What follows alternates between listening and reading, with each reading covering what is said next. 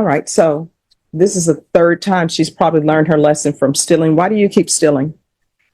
Um, Before I wasn't in a better position than what I am now, and that was something that I picked up in a bad habit. But a bad habit of stealing? Yes. How do you develop a habit for stealing? It was just something that I chose to do. It was a choice, and But I mean, now I'm just trying to figure out, how do you develop the habit for stealing? I don't. I mean, it just happened, and Well, I mean, something did you that all was plan? Did you all say, hey, let's go to Don and Ben's and take tequila? Yep. no, it wasn't anything like that. Like I said, I was in a bad predicament, and I was using that to like pay rent or do any, just It was at this moment that she knew she fucked up. making any No, I type don't know. Because, and let me just explain to you why I don't realize that. understand. Because people will spend money on their wants, but not on their needs. Right. And what I'm reading in here, everybody in the vehicle was dressed to the nines. So obviously, This is the moment the judge quietly dismantles the entire excuse. Courts don't just listen to what you say, they look at what your choices reveal. When money exists for luxury items but not for necessities, judges see intent, not desperation. So here's the real question for you watching. When does survival turn into accountability? Drop your thoughts in the comments. there was money for clothes, there was money for hair, there was money for nails, there was money for gold, there was money for gold grills, but then people are saying they're stealing for other things that I don't understand. Right. And then going to Don and Ben's, the officer said that the car smelled of marijuana, and you all just went to Don and Ben's grabbing tequila. So I don't understand when people say, oh, I needed rent. Who's out here buying stolen tequila? I don't smoke, so I don't know. No, I said, who's out here buying stolen tequila? Did you take orders where you just say, hey, anybody want tequila? Because it's saying that you took 6 bottles. yes, of tequila, 2 coconut bottles, reposado, Yes. and Regular. yeah. So see, she remembers. So why? So that you all could drink and have a good time. How old are you? I'm 28. I was 7 then at the time, and that was just how I was making my money. There's no excuse for it. I'm not making no excuse for it. And like I said, that's something that I'm not doing anymore. Is this still going to be a contestant? No, Your Honor. He's going to enter a true plea. We have an agreement with the court set on his commission. Okay, I need a trial court certificate. Just have a seat. Oh, she can remain here and you can just go grab it. All right, they're going to go get that. While she's getting that, we'll begin. Court is calling 2024 CR 008-663 State versus Imani Robinson. Can I have parties announced? Galloway for the state. David Andre Woodard for Ms. Robinson. And are you Miss Robinson? Yes, ma'am. If you review the documents entitled Motion to Revoke Community Supervision and First We're on the Amendment record. Motion to revoke thank you. To revoke community supervision with your attorney, did you understand it? Okay.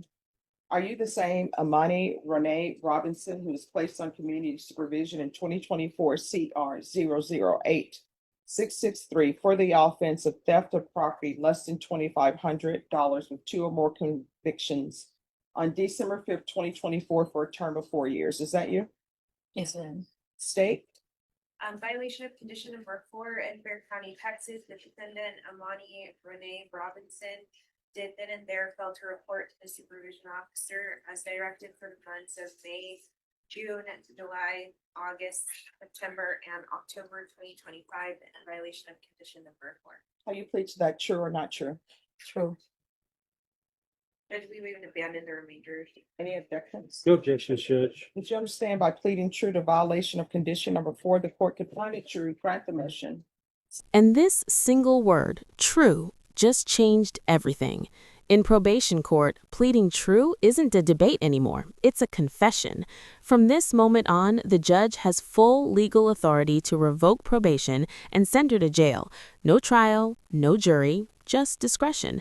This is where fear meets consequence, and where a lot of people don't realize how fast freedom can disappear. Sentence you to 2 years in the state jail facility and up to a $2,000 fine. Yes, ma'am. Knowing that, do you still wish to plead true to violation of condition number 4? Yes, ma'am. Court will find violation of condition number 4 true. Is there a proposed agreement? Judge, there is, this is the defendant's first MTR. We are asking that the court deny the state's motion and alter and amend her conditions to include the hostility management course and a no contact order with Talon Mackey, and that is TALIAN MACKEY. All right. So why hasn't she reported? Judge, when I spoke with Amani regarding not reporting, I think what happened is the new offense had occurred. She knew that she would likely have a warrant, and I think she got fearful of reporting to probation. So instead of doing what she should have done first, we're here now in this motion to revoke with months of not reporting. As the state mentioned, this is her first MTR. She has been on GPS monitor since the court set a bond for her, and she's had no issues on the monitor. So we're respectfully asking the court to follow the state's recommendation and try to get Ms. Robinson back on track so she can successfully complete her probation. How old are you? 29. All right, I'm gonna give you a choice. These are your only choices. There are no other choices. 1, I can revoke you, and if there's no objection, I'll sentence you under 1244 to 300 days in the Bexar County Jail. Or 2, I continue you, and as a condition of your probation, you're gonna do some jail time. And it'll be 30 days jail. Which do you prefer?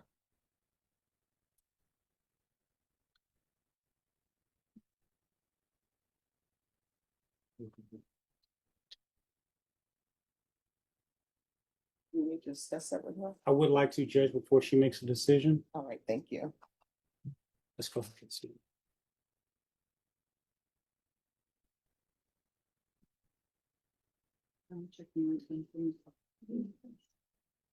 And say, I'm sorry, I'm making an assumption you have no objections if they choose the 1244 route. All right. So counsel, what has your client decided? Which decision are you going to do, Amani? On the record, let's keep it down. 30 days and continue on 300 days. I want to be my 300. All right.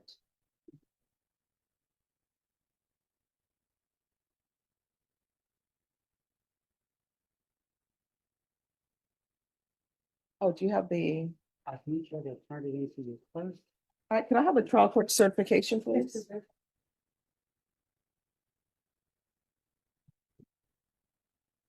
All right, court is finding violation of condition number 4 true. Court will sentence you under, well, the court will revoke. Sentence you to 300 days in the Bexar County Jail under 1244. Give you credit for any time served.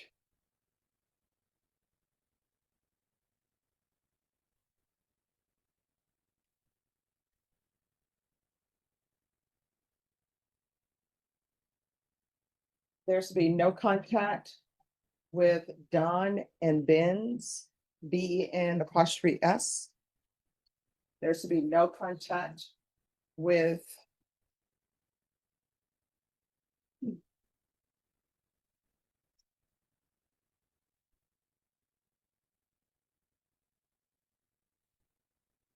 Talon, I believe it's Talon McKee.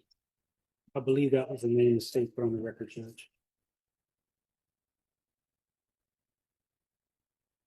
All right, is there anything else with regards to sentencing? No, Your Honor. All right, let's review the document entitled Trial Court Certification of Defendants' Rights to Appeal with your attorney. Did you understand it and did you sign it? Yeah. Yes or no? Did you understand it and sign it? Yes. All right, you have a limited right to appeal. That right to appeal is as it relates to the allegations in the motion, not the fact that you're on community supervision. Because this is a felony conviction, you're not allowed to own or possess any weapons or ammunition. If you have a question over what that is, you'll need to speak to an attorney. Do you understand? Yes, ma'am. All right, good luck to you. Thanks, Judge. Thank you. Taking her to custody. Yeah, I'm taking her to custody, right? Yes. Oh. And I don't know, counsel, if she has anyone here that she has things she would like to give to them. Yes, I thought I said, we're gonna do that. Community supervision and state's motion to supplement pending motion to revoke probation with your attorney. And did you understand it? Yes, ma'am. Are you the same Adriana Tanahara who's placed on community supervision in 2017 CR 13698 for the offense of forgery of a commercial instrument or check on August 3rd, 2018 for a term of 4 years? Is that you? All right, state. Violation of condition number 38. On or about the 25th day of August 2020 in Bear County, Texas, the defendant Adriana Tanahara did then and there fail to participate in the felony drug court program in violation of condition number 38. How do you plead to that? True or not true? Not true. State. We waive and abandon the remainders. Any objections to the waivers? No objection, Judge. Did you understand by pleading true to violation of condition number 38, the court could find it true, grant the motion, sentence you to 2 years in the state jail facility, and up to a $500 fine? Yes, ma'am. Knowing that, do you still wish to plead true to violation of condition number 38? Yes, ma'am. Court will find violation of condition number 38 true. Is there a proposed agreement? Judge Stu is asking for revocation and a sentence of 1 year in the state jail facility. And Judge, that is our agreement, if I may speak on behalf of my Yes. client. Ms. Tanahara was originally placed in the drug court program. She was having financial difficulties with participation. When she was removed from the drug court program, she started to have medical issues, congestive heart failure. I have some documentation of that congestive heart failure if you'd like to review that. As her medical condition got worse, she became more and more concerned about turning herself in because she wasn't going to get her medical treatment. She understands that this was not the appropriate way to handle this, and that because of that, she only can be either terminated, unsatisfied, or revoked.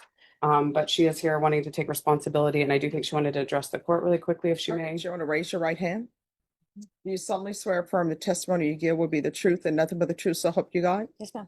All right, you can lower your hand. State your name for the record. Adriana Tanahara. All right, your attorney mentioned something about financing. Yes, ma'am. How was that related to drug court? I was just unemployed. I wasn't applying myself as I should have been, and since then, No. Because it seems as though maybe a conversation that you've had, you're saying that you had issues with finances in felony drug court. And normally felony drug court does not require you to pay the $1,000 fee until you're closer to graduation. So I'm wondering, just so I'll know, what finances are you saying you had difficulty with in felony drug court? Because they help you No, I with didn't have employment. and not in the drug court. I had it No. in the program, I guess, that they offered me the last. What program?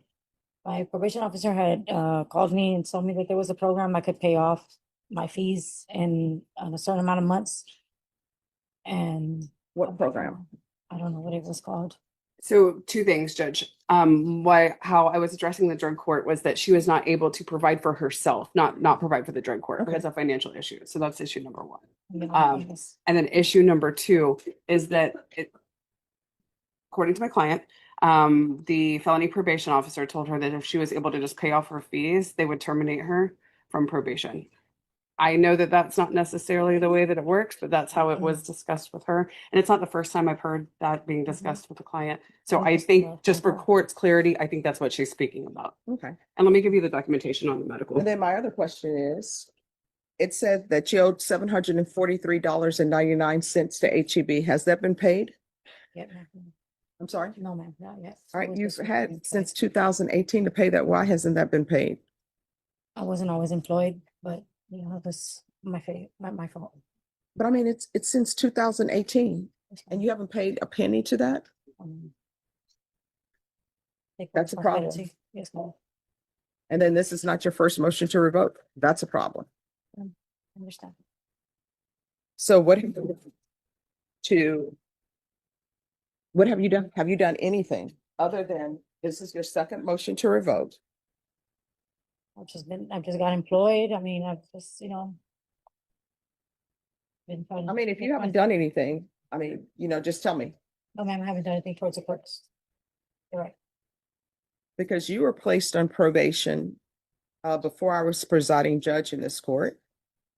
And then you had a motion to revoke, and it was violations of 5 and 5.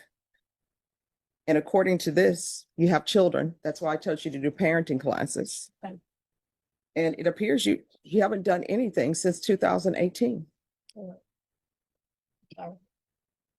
I mean, I don't even know. Somebody explained to me why I should give you a year instead of 2 years because you haven't done anything.